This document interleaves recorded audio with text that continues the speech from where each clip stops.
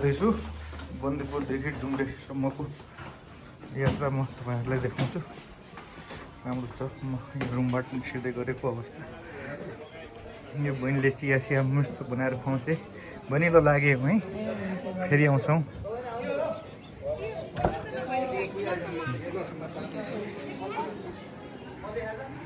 Excuse me. यो बन्दीपुरमा आज शनिबार झन् चहल पहलै हुने दिन। ठिक छ, रमाइलो चहल पहल हुने ठाउँ हो।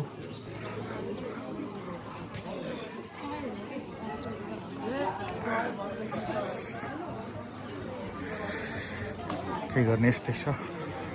बिहान बिहान पारिलो घाम लागेको छ। घाममा ठिकै छ यहाँ। गाडी मैले त्यही बाहिर राखेको थिएँ। गाडी त त्यो होला के भन्छ फोहोर भयो होला। अब पछि नै सफा गराउनु पर्छ। काठमाडौँ निस्किँदै हो। बाटोमा एउटा मिटिङ छ। अब पुग्न त अब राति नै पुगिन्छ होला घर। हेरौँ, 9-10 नै बज्छ होला। बाटोमा अब कति टाइम लाग्छ त्यो मिटिङमा।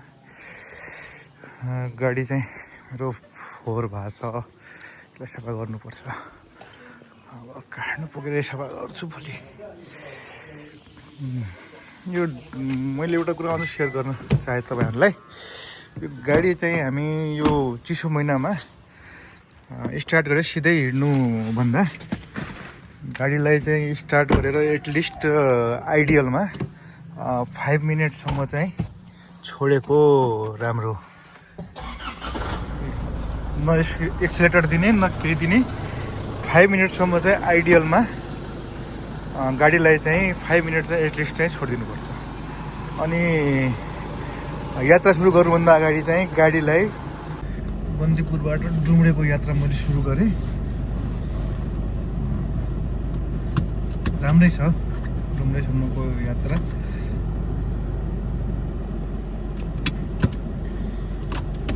तपाईँहरूलाई बाटो देखाउँदै हिँड्नेछु।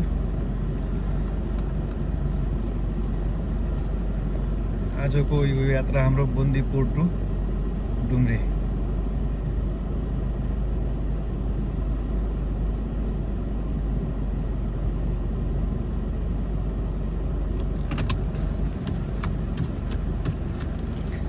ल कान्छ, थ्याङ्क यू। ल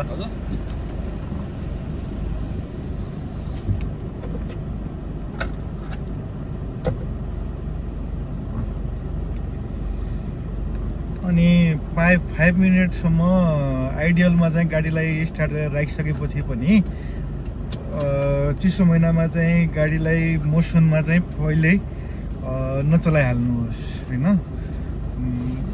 अलिकति बिस्तारै गाडीलाई आफ्नै आइडियल स्पिडमै जान दिनुहोस्, जसले गर्दाखेरि मोबिलको मुभमेन्ट चाहिँ राम्रो होस् गाडीमा। मोबिलको मुभमेन्ट राम्रो भयो भनेपछि गाडीको र सम्पूर्ण इन्जिनकै लाइफ चाहिँ राम्रो हुन्छ। इन्जिनको लाइफ बचाउने भनेकै मोबिलले हो। अब समयअनुसार मोबिलहरू पनि चेन्ज हुँदै गएको छ। सकभर तपाईँहरू कुन मोबिल हाल्नुहुन्छ मलाई थाहा छैन होइन। रिकमेन्डेड मोबिल नै हाल्नुहोस्। तर रिकमेन्डेड मोबिल छैन भने पनि फुल्ली सिन्थेटिक मोबिल चाहिँ अहिले राम्रो छ। नयाँ टेक्नोलोजीको छ, अलि लङ लास्टिङ पनि छ। तर लङ लाइन 10,000 किलोमिटर भन्छ। तर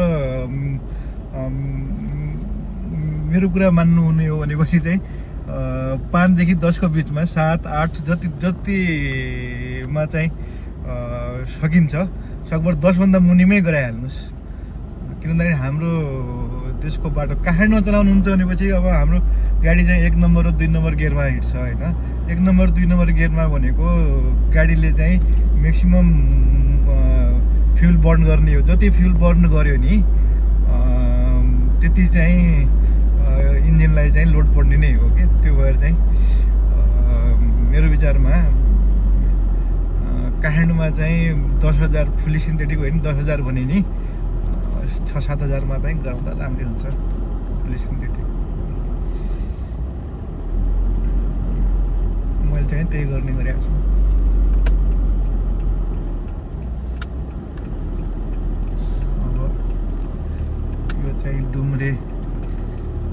डुम्रेदेखि बन्दीपुरदेखि डुम्रेसम्मको यात्रा। शनिबार हो, आज गाडीहरू धेरै आउने होला।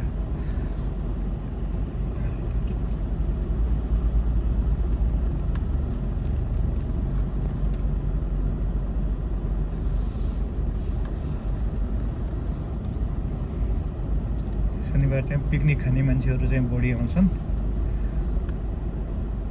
त्यो भएर चाहिँ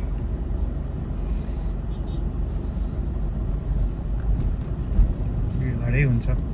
बन्दीपुरमा गाडी राख्ने ठाउँ पनि हुँदैन आजभोलि।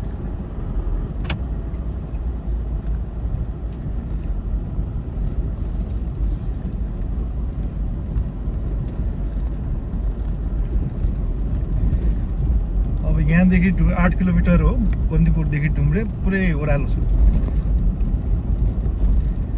पुरै ओह्रालो छ। एक ठाउँ यस्तो छ यो बाटोमा जहाँ जे गर्दा नि 1 नम्बर गियर हाल्नै पर्ने हुन्छ। त्यति उकालो पनि देखिँदैन होइन, सिम्पली देखिन्छ। तै पनि चाहिँ त्यस्तै हुन्छ, 1 नम्बर चाहिँ हाल्नै पर्ने हुन्छ।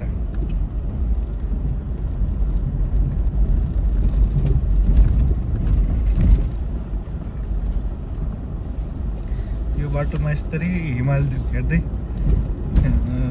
हिँड्न पनि रमाइलो छ।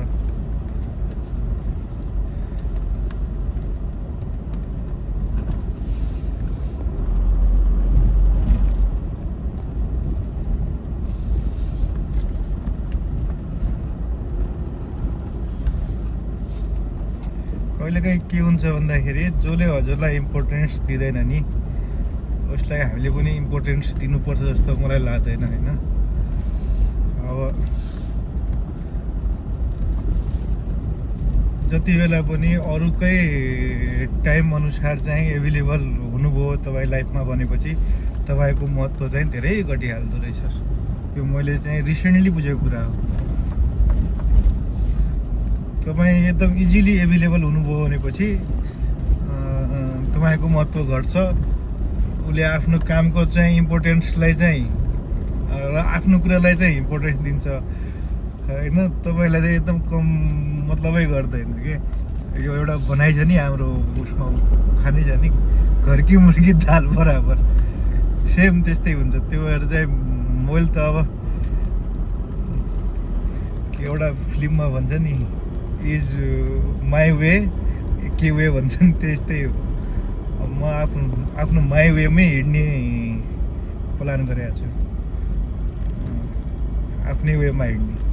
यो किन भन्दाखेरि लाइफ हाम्रो एकचोटि आएको हो, यो लाइफ चाहिँ फेरि आउँदैन, यो लाइफ फर्केर आउँदैन। पर सेकेन्ड हाम्रो लाइफ चाहिँ सकिँदैछ, हेर्नुहोस्, हर सेकेन्डमा हाम्रो लाइफ सकिँदैछ भनेपछि म यो सेकेन्ड किन नबाँचौँ, म भोलिको सेकेन्डको लागि किन त्यो गर्ने। भोलिको सेकेन्डमा त यो न छाला रहने हो, न मासु रहने हो, न त्यो दिन रहने हो, घटि नै गइरहेछ नि त, सकिँदै गइरहेछ। घट्ने होइन कि सकिँदै गइरहेछ भनेपछि म पछि गर्छु भनेर कुनै काम राख्नु भने पछि भन्ने कुरा तपाईँ पछिको के थाहा, कसैलाई के थाहा छैन नि पछिको भोलि के हुने हो भन्ने कुरा।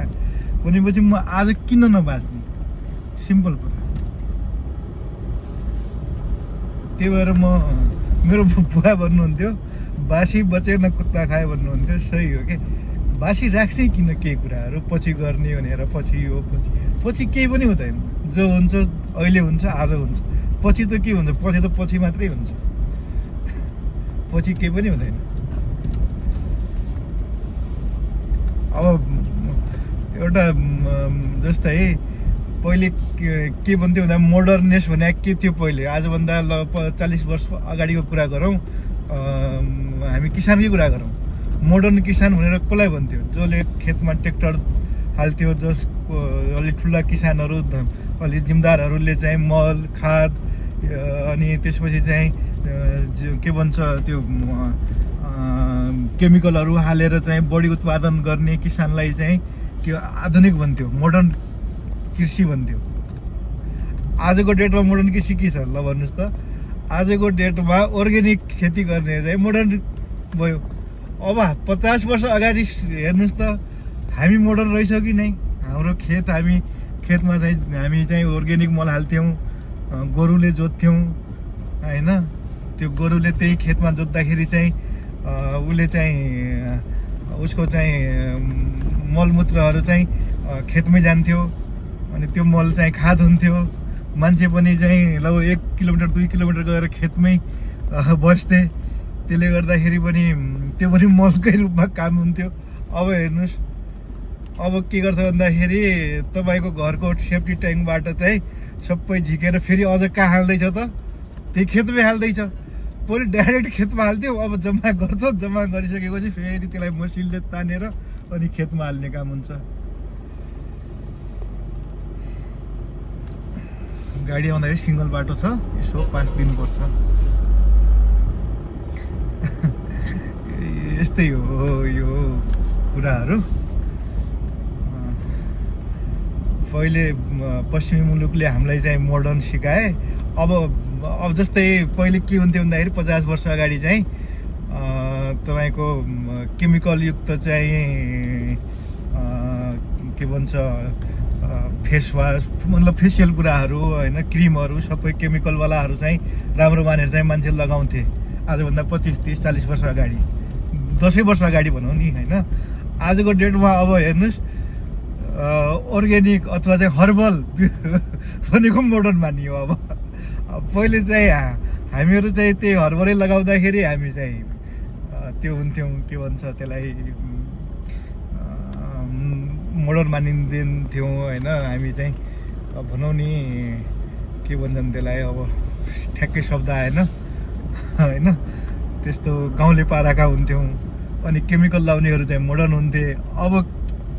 अब त्यो के भन्छ हर्बलहरू नै मोडर्न हुने भए।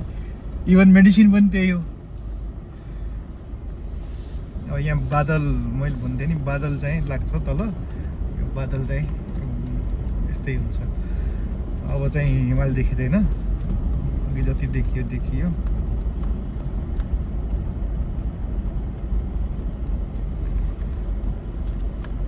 कसैसँग एक्सपेक्ट के राख्नुभयो र त्यो पुरा भएन भने चाहिँ धेरै दुःख लाग्छ। हिजो मैले चाहिँ एउटा साथीसँग के एक्सपेक्ट राखेको थिएँ होइन, अब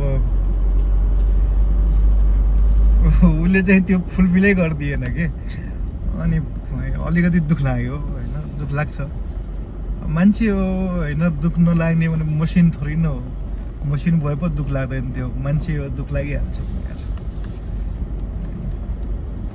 मान्छे हो। अब एउटा कुकुरलाई त माया गरेन भनेपछि ऊ पुच्छर हलाउँदै आउँछ भनेपछि हामी त मान्छे हौँ। हामीले फिल गरेको कुरा चाहिँ पाएनौँ भनेपछि हामीलाई पनि त अब दुःख लाग्छ, स्वाभाविक हो दुःख लाग्नु।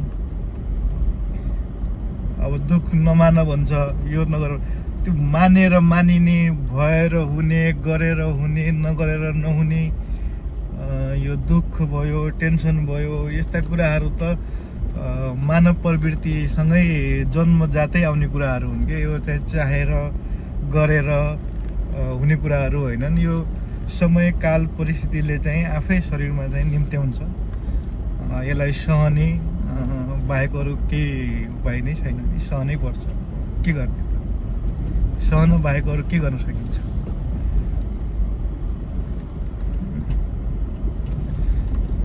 एउटा कुरा ध्यान दिनु होला, जो मान्छे तपाईँसँग सम्बन्ध चाहिँ विथ शर्त राख्न चाहन्छ भनेपछि सी वा हि कोही होस् होइन, not a good for you. तपाईँ त्यहाँबाट चाहिँ अलग भएकै राम्रो हो है। त्यो सम्बन्ध चाहिँ सम्बन्धमा शर्त हुनु हुँदैन, कुरा हुनुपर्छ, काम हुनुपर्छ होइन, सहकार्य हुनुपर्छ।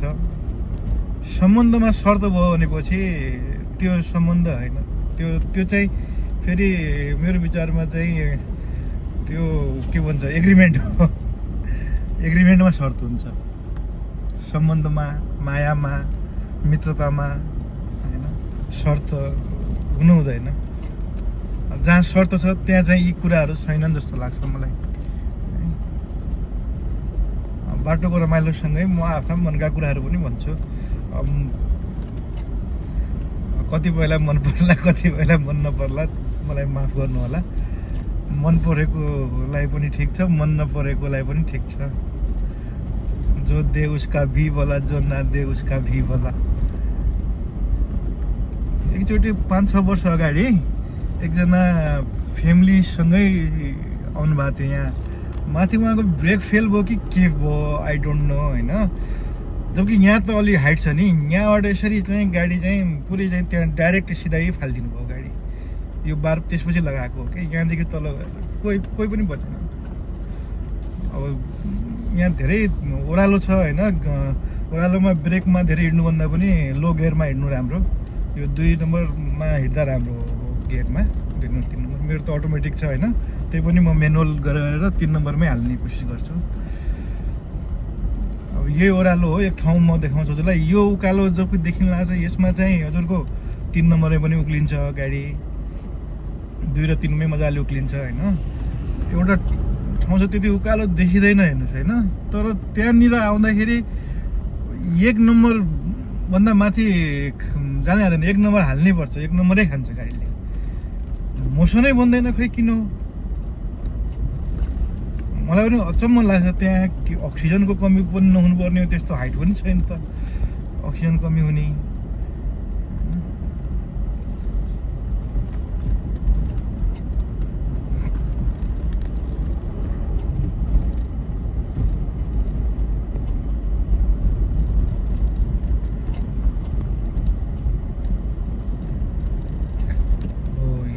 यही उकालो हो हेर्नुहोस्, त्यो हाइस आउनु लाग्छ नि। अब यहाँनिर मोसन टुट्यो उसको, अब मोसन टुट्यो भनेपछि 1 नम्बरमै ढिलाएको छ ठ्याक्कै। यहाँनिरबाट 2 लाग्छ होइन, यो उकालोमा ठ्याक्कै 1मा जान्छ।